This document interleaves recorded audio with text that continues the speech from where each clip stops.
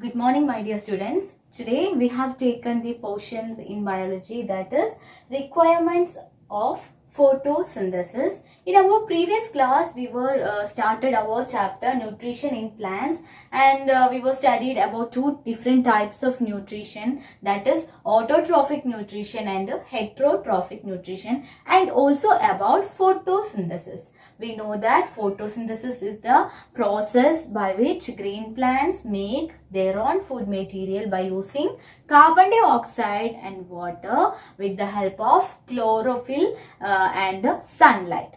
That process is called as photosynthesis, and glucose is being produced by the green plants, and it is transported to different parts of the plant in the form of sucrose and stored inside the plant in the form of a carbohydrate called starch. First requirement for photosynthesis that we have already studied, water and minerals. These are the two important requirements for photosynthesis. We know that the roots absorb water and minerals from the soil through a process called osmosis. Osmosis is the movement of water molecules from its higher concentration to its lower concentration through a semi-permeable membrane.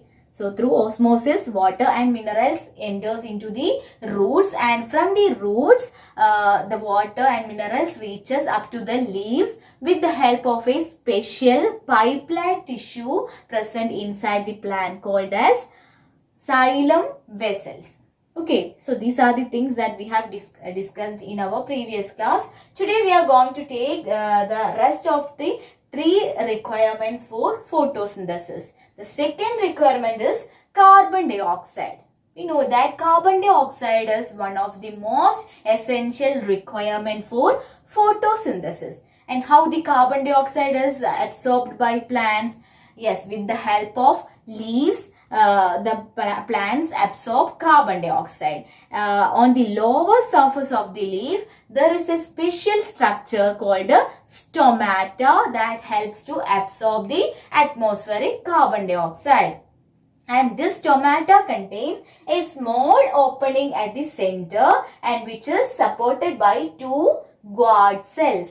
This guard cell helps in the opening and closing of stomata. When the carbon dioxide is required, stomata opens, and when the carbon dioxide reaches inside, it will closes. So the opening and closing of stomata controlled by this guard cell, these two guard cell, and there is a small opening at the center which is called as stomatal opening. This is the structure of a stomata.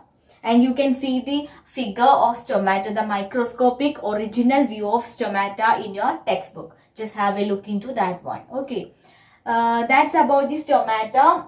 And with the help of carbon dioxide, food is prepared inside the leaves. The next thing, the essential requirement is chlorophyll. We know that chlorophyll is present in the leaf of plants, and chlorophyll, while considering the structure of the leaf, it contains cells. We know that all organisms are made up of cells. Cells are combined together to form tissues, and these tissues are combined together to form organs. So inside the leaves itself, there are so many cells present. And inside the cell, there is a cytoplasm, and cytoplasm contains the cell organelle called chloroplast. Inside the chloroplast, there is a green colored pigment called chlorophyll that gives the green color to the leaf. Okay, so with the help of chlorophyll, sunlight is trapped or sunlight is absorbed by the plant, and with the help of that sunlight, carbon dioxide and water is combined together to form glucose through photosynthesis. Okay, in some plants, there is an exception in the case of some plants, they have fleshy, thick green colored stem. Their leaves are very much reduced to spines. The desert plants like cactus have thick and fleshy stem. and that stem carry out photosynthesis in the case of such kind of plants. Why? Because that fleshy stem contain water, minerals, they absorb carbon dioxide, and also they contain chlorophyll. Okay, so in that case, the stem perform photosynthesis. Have you seen a slimy substance, slimy green colored substance on the surface of ponds, lakes, etc.? Yeah, that is a simple plant. That is a very simple small plant called as algae. Okay, so that algae having green color due to the presence of chlorophyll. That chlorophyll also helps to carry out photosynthesis in such plants. And have you seen some variegated leaf plants?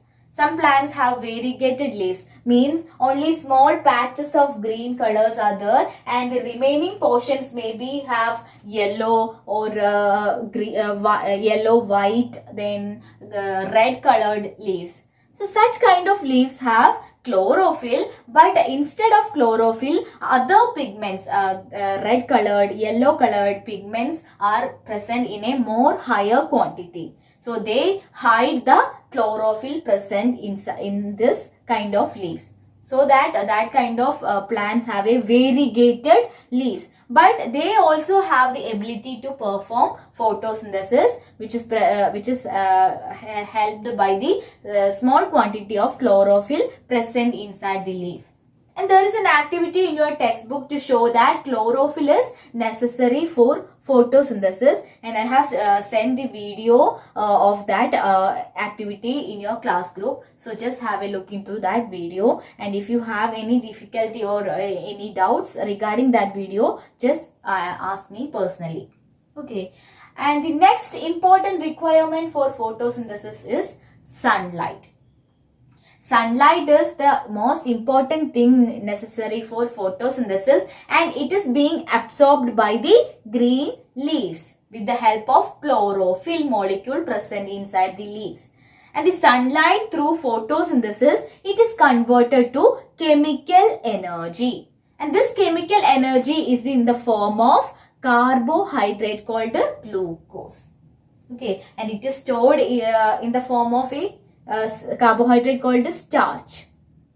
So all green plants have the chlorophyll that helps to trap the sunlight or solar energy.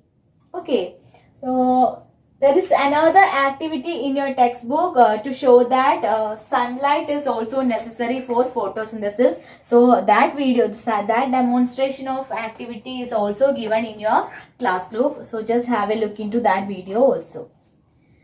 Okay, so next topic is the aquatic plants like Hydrilla, Vallisneria, water lily also need carbon dioxide for photosynthesis. They are exposed to sunlight and they have water and minerals. But how they get carbon dioxide? Yes, the carbon dioxide is present in the water in the form of a dissolved manner. Okay, the dissolved carbon dioxide in the water is absorbed by the water plants like water lily, Hydrilla, Vallisneria, etc. So by using that dissolved carbon dioxide, they also perform photosynthesis. In return, by photosynthesis, which is the byproduct produced, yes, oxygen is the byproduct produced. So oxygen is also they will release into the water. So water, in that water, oxygen is getting dissolved.